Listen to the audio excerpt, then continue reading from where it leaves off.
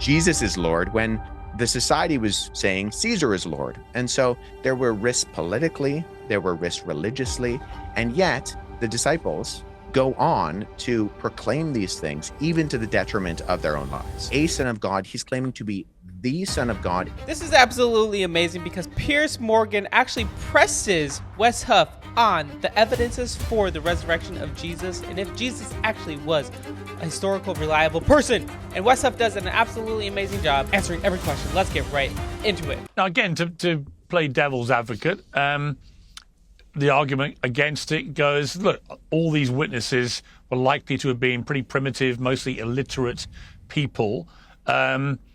Eyewitness testimony notoriously is unreliable. It's the least credible evidence in a courtroom these days, for example.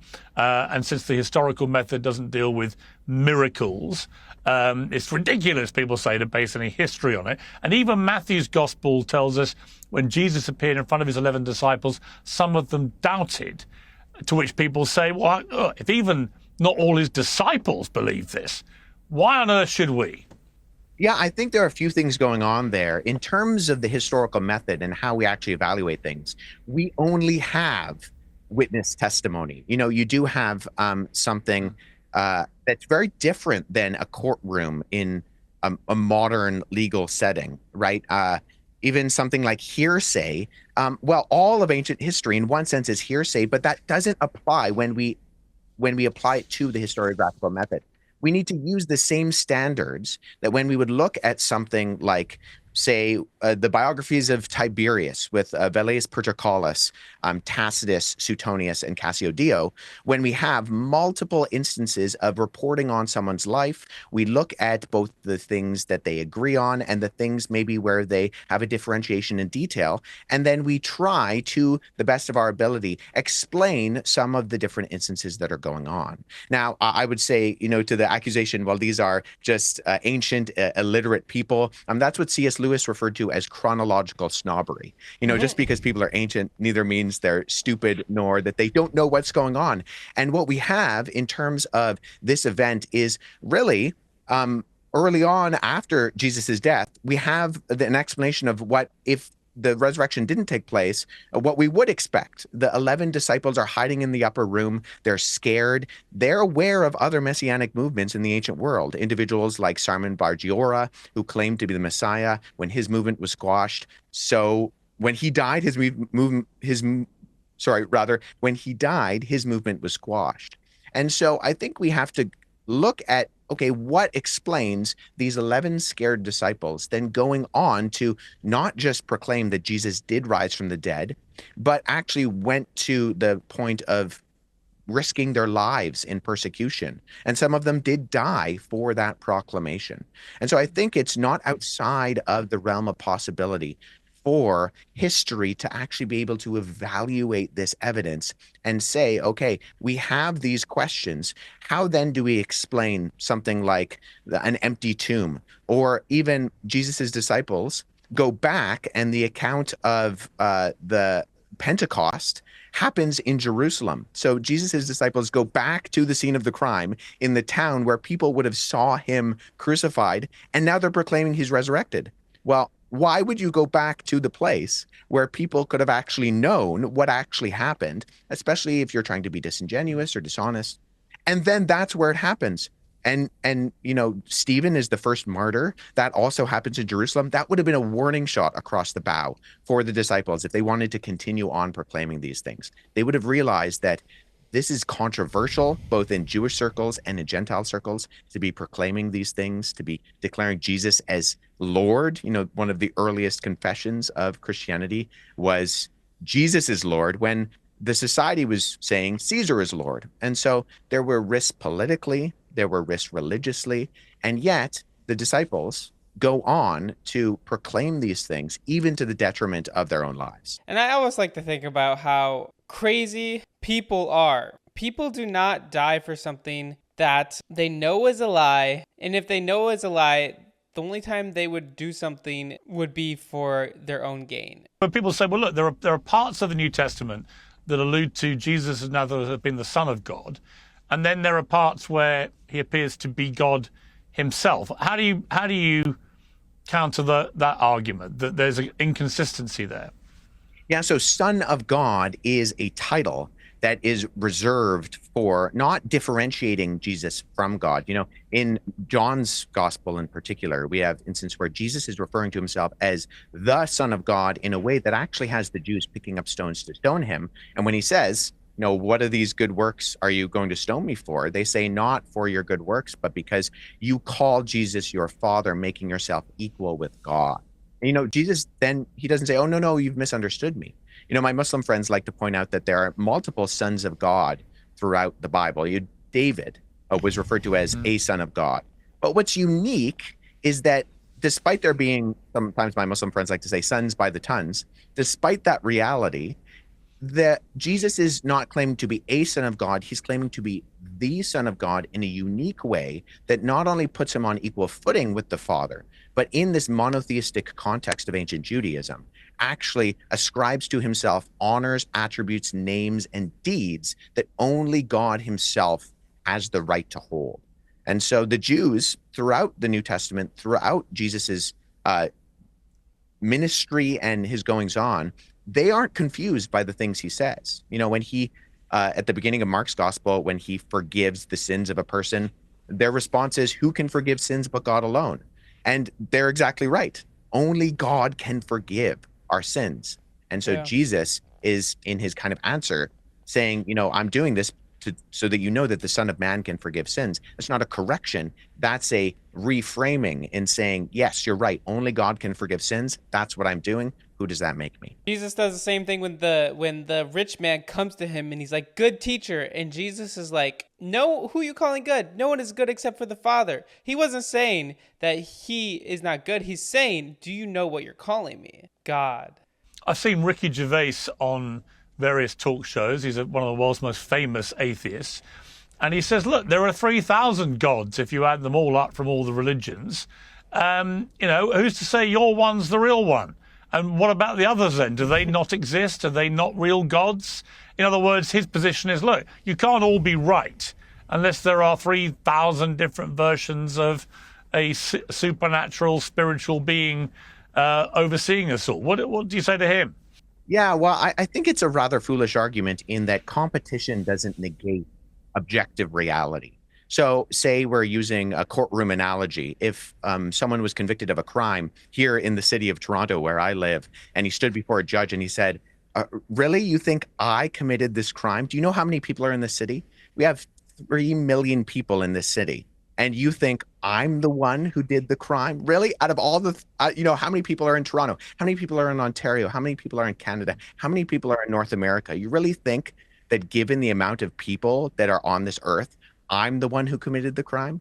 You know, we wouldn't then look at the judge and say, well, that's a good argument. You know, have you really thought about how many other people are around who, just because this particular individual you think committed the crime? Really? Well, no, we don't just arbitrarily, you know, pick someone, or in the case of Christianity, pick a God. We believe that the God of the Bible is the true God based on the evidence of not just what we find in the Bible, but, you know, the fine-tuning of the universe, of the morality in the objective reality of this world, and the fact that we are, Piers, people who operate with morals, with meaning and intention, and have intrinsic worth. But we look at these things and we don't arbitrarily pick Yahweh, the God of the Bible, over Zeus and Thor and Allah and Buddha. We do it, I would argue, based on the concrete, publicly available evidence that points to the truth claims that I would argue Christianity answers in regards to the ultimate questions we have. There's so much evidence for Jesus. There's so much evidence for the God of the Bible. But first, if you're an atheist, you got to look at, is there evidence for a creator? Is there evidence in our DNA? The fine-tuning argument is great, but then once you realize that we couldn't evolve here on accident, then go down the rabbit hole of which God is most likely to be true. And I say Jesus. You could argue that Jesus Christ was the first and greatest celebrity that the world had ever seen. I know lots of really big celebrities, and I know a lot of stuff about them, and then I read stuff about them which I know to be untrue. In other words, a mythology builds up around incredibly famous people over time that often bears no relation to reality. And often they don't really care if they're still alive, because it all adds to the general mythology and celebrity status, and why kill a good story if you can possibly avoid it, and so on. When you read the New Testament with an historian's eye, do you see evidence of mythology creeping in where the basic tenets of Jesus of Nazareth and what happened to him and so on may well all be, to your eyes, verifiable historically, but that actually there may be mythology built up around that kind of character, and it's almost impossible to test that? Yeah, I'm sympathetic to this argument in that I think we do see mythological drift for particular people, especially as there is a time gap between, some of the instances that we have in terms of written documentation of these individuals. I think what I would look at as a historian is, when we're looking at the particulars of Jesus's life, there are things that I just don't think you would make up. I mean, even the fact that Jesus comes from the city Nazareth, it's really the boonies, for lack of a better way of putting it, of Israel. People didn't expect Jesus to come from Nazareth. They didn't expect the Messiah to be a traveling itinerant rabbi. They expected in Jesus's day, with the cultural expectation of who the Messiah, the Christ, the anointed one who was predicted by particularly individuals like the prophets in the Old Testament, they expected him to be a conqueror. They expected him to come and to release the nation of Israel from under the oppression of the Romans. They did not expect the Messiah to be murdered by the Romans. And so I think if you're making up stories about him, there are particular details that we find in the New Testament and in the biographies of Jesus's life that really the only true explanation for them, I would contend, is because they actually happened.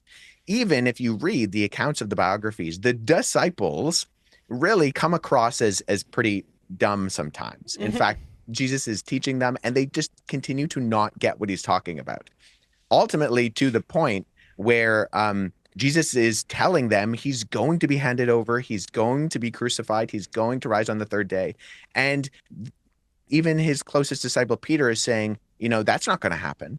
And he's pushing back against Jesus. And so I think in terms of what we as historians refer to as the criteria of embarrassment, women being the first eyewitnesses to the tomb in a day when women really weren't very good eyewitnesses for particular events. They weren't considered good eyewitness testimony. And we see kind of a trying to remedy that in later apocryphal documents like the Gospel of Peter, which is written in, the subsequent centuries and has no real association with the Peter of history, tries to smooth over this by having Roman and Jewish officials being the first eyewitnesses to the tomb, because whoever the author of that document was embarrassed by the fact that the historical Gospels, Matthew, Mark, Luke, and John, have women as the first eyewitnesses to the tomb. So I think if we're asking the questions of mythological drift, I also think we need to account for the fact that there are details within the New Testament that would be embarrassing if they were made up. Why would you make up embarrassing facts about the closest disciples of Jesus, about the first eyewitnesses, and even about the kind of circumstances surrounding Jesus's life, unless those were actually things that actually did happen and they're trying to be honest with the information? The disciples all ran away naked and afraid. Like when Jesus got handed over to the soldiers, some of them ran away completely afraid. They were hiding. They were afraid of death until obviously they saw the risen King. They saw Jesus resurrected, and then the Holy Spirit came into their lives and completely made them super bold. Super bold. What did you get, Wesley, when there's a new revelation which seems to support historical evidence of stuff in the Bible? And I'll give an example. There's been a new discovery at the site of Jesus' resurrection that appears to corroborate what is in the New Testament, an archaeological discovery, which is remnants of an ancient garden beneath the foundation of the Church of the Holy Sepulchre in Jerusalem, a finding that they say aligns with the Gospel of John. John 19:41 reads, "Now in the place where he was crucified, there was a garden, and in the garden a new sepulchre, wherein was never man yet laid. There laid they Jesus." I mean, when you see that as an historian, what do you think of it? Well, in one sense, Pierce, I'm unsurprised that we continue to find historical verification of the things that are written about in the New Testament, because I actually do think they took place in the way that they're described there. And I think that we can look at verifiable data historiographically.